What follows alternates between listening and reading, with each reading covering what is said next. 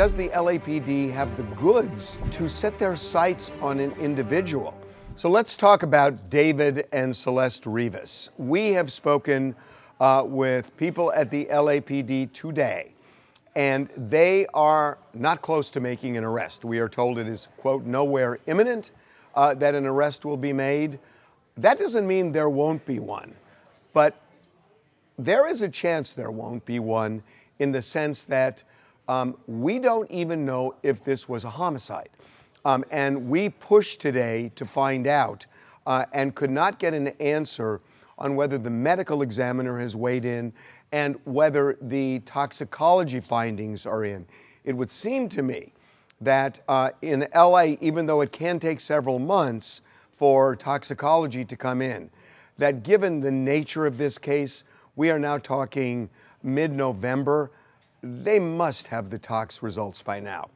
And again, it could show that, and this is just hypothetically, Celeste Rivas died from, say, a drug overdose. That's not a homicide.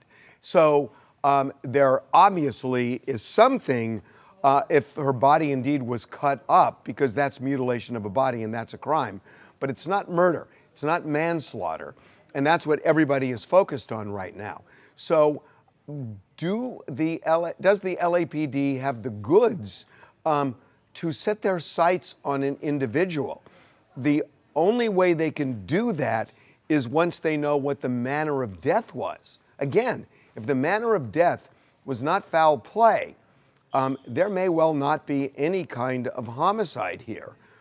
And we pushed, and we cannot get an answer that they're close to making an arrest, that they have a suspect.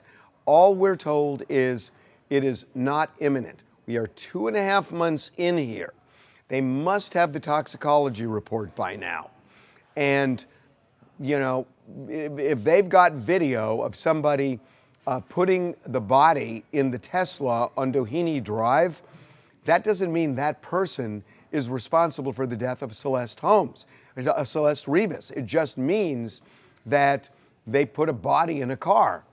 And of course, you can talk to that person, and maybe that person will talk, maybe that person won't talk, maybe that person has direct knowledge of who did what, but we don't know any of that.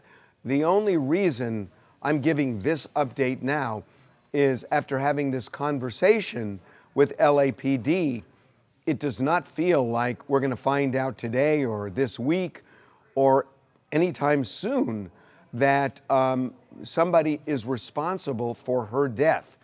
Again, it could be that three things. One is that they have a suspect who is going to be charged with homicide.